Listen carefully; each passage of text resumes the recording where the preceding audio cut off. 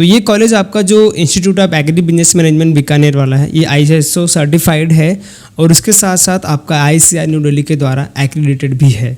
यहाँ पे आपके लिए 3 कोर्सेज हैं, जिसमें से एक कोर्स आपका यूजी स्टूडेंट के लिए काफ़ी ज़्यादा पॉपुलर है, आपका एग्री बिजनेस मैनेजमेंट में master in agri business administration, जो कि आपका 2 साल का डिप्लोमा प्रोग्राम होता है। PG प्रोग्राम में काफ़ी ज़्यादा पॉपुलर ये कोर्स है यहाँ पे, और 20 सालों से ये कोर्स यहाँ पे चलता आ रहा है। ठीक है, उसके बाद हम नंबर ऑफ़ सीट्स के बारे में बात करें तो अगर आप वेबसाइट पे देखेंगे तो 45 सीट वहाँ पे दिखाई देगी, बट वहाँ के स्टूडेंट के द्वारा पता चला कि जो बैचेस तैयार होते हैं हर साल 65 स्टूडेंट के रहते हैं। और इन्होंने बताया है कि 60% जो सीटें वहाँ पे फिल होती हैं, सबसे पहले जो डोमेसियल स्टूडेंट हैं राजस्थान के, वो उनके द्वारा फिल होती है। उसके बाद बच्चे खुचे जो रहते हैं, जो राजस्थान के बाहर के स्टूडेंट होते हैं, उनकी सीटें वहाँ पे भरी जाती हैं। और 15 सीटें रिजर्व रहती हैं ICAR PG स्टूडेंट के लिए। अगर आप CAT, CMAT, ZET वगैरह एग्ज़ाम नहीं देना चाहते तो आप ICAR PG के एग्ज़ाम के थ्रू भी यहाँ पे जा सकते हैं एडमिशन के लिए, जहाँ पे आपके लिए 15 सीटें अवेलेबल हैं। उसके बाद हम कनेक्टिविटी के बारे में बात करें तो कनेक्टिविटी काफ़ी अच्छी है। अगर आप रेलवे से आ रहे हैं तो शायद 13 किलोमीटर के करीब यहाँ पे रेलवे स्टेशन है बीकानेर का। बीकानेर के सिटी से जो आपका कॉलेज है IABM का 13 से 14 किलोमीटर दूर है वहाँ से। अगर आप बस स्टैंड पे उतरना चाहते हैं, बस से डायरेक्ट कॉलेज जाना चाहते हैं तो 10 किलोमीटर दूर मेन जो बीकानेर का बस स्टैंड है आपको देखने को मिल जाएगा, तो वहाँ से आप उतर के कॉलेज में जा सकते हैं। ठीक है, तो उसके बाद हम आगे बढ़ते हैं, एलिजिबिलिटी क्राइटेरिया के बारे में जान लेते हैं। तो यहाँ पे इन्होंने एज लिमिट जो रखी हुई है 30 साल की रखी हुई है।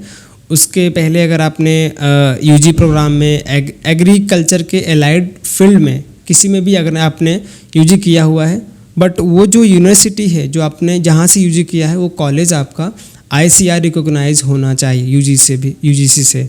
ठीक है, अगर आपका कॉलेज आपका कोर्स जो है आपने UG में किया है, चाहे आप एग्रीकल्चर में किसी भी एलाइड ब्रांच से हो, अगर वो कॉलेज और आपका कोर्स ICAR से एग्रीडेटेड नहीं है तो आप इस कॉलेज के लिए एलिजिबल नहीं रहेंगे।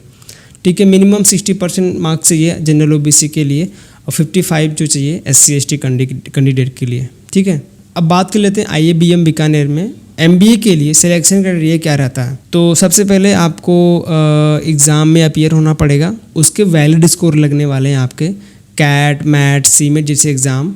तो जो आपके एग्ज़ाम के मार्क्स रहेंगे काफ़ी ज़्यादा उस पर डिपेंड रहेगा कि आपका एडमिशन होगा कि नहीं। तो अच्छी खासी प्रिपरेशन कीजिए CAT, CMAT, ZET की। अगर आपने एग्ज़ाम में अच्छी खासी परसेंटाइल बना ली तो आपके एकेडमिक के मार्क्स उतने ज़्यादा कंसीडर नहीं होते हैं। ठीक है, अगर आपके एकेडमिक में अच्छे मार्क्स नहीं भी रहे फिर भी आपको आसानी से यहाँ पे एडमिशन मिल जाएगा। तो यहाँ पे आप वेटेज देख सकते हैं, जो एंट्रेंस एग्ज़ाम आपका होने वाला 30% वेटेज है और उसके बाद 30% का वेटेज है पर्सनल इंटरव्यू। ये 2 चीज़ें आपको काफ़ी अच्छी ध्यान से करनी पड़ेंगी। उसके बाद आपका 10वीं के मार्क्स, बोर्ड के मार्क्स 10% का वेटेज है 12वीं के मार्क्स के, और GD राउंड जो आपका होगा उसका 20% वेटेज है। ठीक है, अब बात कर लेते हैं कि आपको अप्लाई कैसे करना है। इनकी वेबसाइट पे, ऑफिशियल वेबसाइट पे जाके आप अप्लाई कर सकते हैं। आपको 1000 रुपये भरने पड़ते हैं। जब सारे एंट्रेंस एग्ज़ाम दे लेते हो तो रिजल्ट आने से पहले तो सारे कॉलेज एडमिशन वाले विंडोज़ ओपन कर देते हैं। आप इजीली जाके इनकी वेबसाइट पे फ़ीस पे करके आप इस कॉलेज में अप्लाई कर सकते हैं। उसके बाद हम बात कर लेते हैं कि आपको CAT, CMAT और MAT में कितने ज़्यादा परसेंटाइल चाहिए यहाँ के एडमिशन के लिए। ये ZET का स्कोर नहीं लेते हैं। CAT, CMAT और MAT मेन एग्ज़ाम है यहाँ पे एडमिशन जो मिलता है।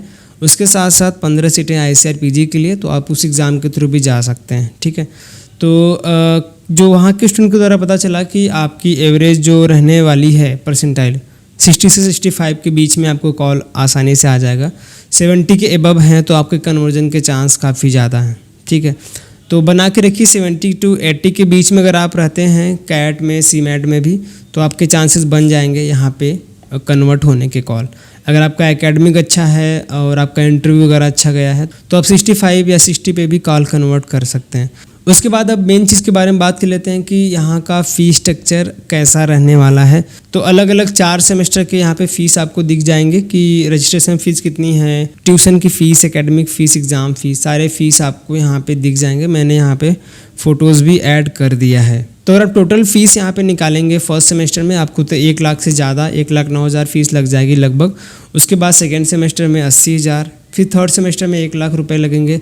उसके बाद आपका फोर्थ में लास्ट में आपका 80,000। ये सारे फ़ीस जो चीज़ें कटी हुई हैं, जहाँ जहाँ आपकी फ़ीस लग रही है ये पर लिखी हुई है। इसमें आपके शायद हॉस्टल के रूम के रेंट रहेंगे, बट जो आपकी मेस की फ़ीस रहेगी वो शायद आपको अलग से लगने वाली है। ठीक है, तो उसके बाद हम बात कर लेते हैं प्लेसमेंट के बारे में। तो जो वहाँ के स्टूडेंट के द्वारा पता चला है, अगर आप वेबसाइट पे विजिट करेंगे तो प्लेसमेंट तो 100% है इस कॉलेज का, बट आपको उतना अच्छा ROI देखने को नहीं मिलेगा। अगर आप वेबसाइट विजिट करके देखेंगे इनके जो प्लेसमेंट वाले वाउचर अभी आए हैं, तो हर एक बैचेस के यहाँ पे प्लेसमेंट वाउचर आपको ऑफिशियल वेबसाइट पे देखने को मिल जाएंगे। तो वहाँ पे आप ऑफिशियली चेक कर सकते हैं कि कौन कौन सी कंपनी है, कौन कौन से सेक्टर में लोगों को लेके जाती है, कहाँ कहाँ से ऑफ़र्स आते हैं ज़्यादातर। ठीक है, तो हाईएस्ट पैकेज 9 से 10 लाख जाता है। ये डिपेंड करता है कि स्टूडेंट कैसा है। ठीक है, इसमें सारे स्टूडेंट को नहीं लगता है, आप 2-3 स्टूडेंट रहते हैं जो कि हाईएस्ट पैकेज में रहते हैं। उसके साथ साथ एवरेज जो सैलरी रहती है मैक्सिमम स्टूडेंट की 6 से 6.5 लाख पर एनम की रहती है। ठीक है, 6 से 6.5 LPA की आपको एवरेज पैकेज वहाँ पे ऑफ़र होते हैं।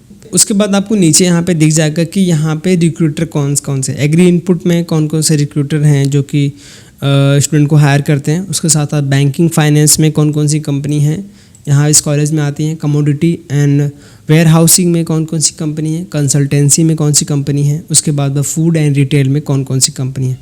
तो टॉप की सारी कंपनी हैं जो भी बड़े बड़े IIMs कॉलेज में जाती हैं, मैनेज में जाती है, इरमा में जाती हैं, सेम कंपनियाँ यहाँ भी आती हैं। फैकल्टी के बारे में आप ऑफिशियल वेबसाइट पे जाके चेक कर सकते हैं, उस ब्राउचर में फैकल्टी के सारे नाम वगैरह दिए गए हैं। उसके बाद हॉस्टल मेस के बारे में बात करें तो कुछ ज़्यादा इन्फॉर्मेशन मुझे मिली नहीं है वहाँ के स्टूडेंट से। तो जो वेबसाइट पे मेंशन है कि हॉस्टल लाइफ काफ़ी अच्छी है, आपको हाइजीनिक राजस्थान का जो ट्रेडिशन फूड वगैरह है वो आपको मिलने वाला है।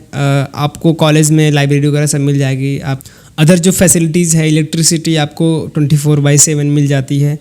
और MBA वगैरह कॉलेज में यार ये सब की दिक्कत नहीं आती है, क्योंकि मैनेजमेंट आप बिजनेस मैनेजमेंट में हैं तो ये सारी सुविधाएं इजीली आपको हर एक कॉलेज में अवेलेबल रहती हैं, उसकी आपको ज़्यादा टेंशन लेने की ज़रूरत नहीं। हॉस्टल वगैरह आपको देखने को मिल जाएगा, कैंटीन वगैरह हैं कॉलेजेस में, आपको नाश्ता पानी वगैरह करने की दिक्कत नहीं आने वाली। फेस्ट वगैरह हर एक कॉलेज में होता है और यहाँ भी सारे फेस्ट वगैरह मनाए जाते हैं। जो भी ट्रेडिशन है राजस्थान का, उस हिसाब से आपके अदर एक्टिविटीज़ वगैरह होती रहती है, तो उसमें आपको कोई कमी देखने को नहीं मिलेगी। तो मैंने आपको ये कॉलेज के बारे में थोड़ा बहुत आइडिया दे दिया और मैंने आपको परसेंटेज बता दी और कौन से एग्ज़ाम के थ्रू आप जा सकते हैं।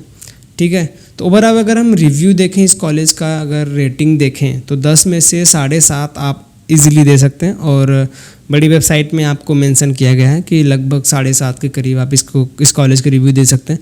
फ़ीस ज़्यादा नहीं, इसलिए बहुत सारे स्टूडेंट प्रेफर करते हैं यहाँ पे जाना। ठीक है, तो यार मुझे जितनी इन्फॉर्मेशन मिली थी मैंने आपको बता दी है। तो वीडियो देखने के लिए धन्यवाद। अगर आपको कोई क्वेश्चन है तो कमेंट करके बता सकते हैं, और किसी अन्य कॉलेज से वीडियो देख रहे हैं तो भी हम कमेंट करके बता सकते हैं। तो मिलेंगे आपको अगली वीडियो में एक नई जानकारी के साथ, तब तक के लिए धन्यवाद।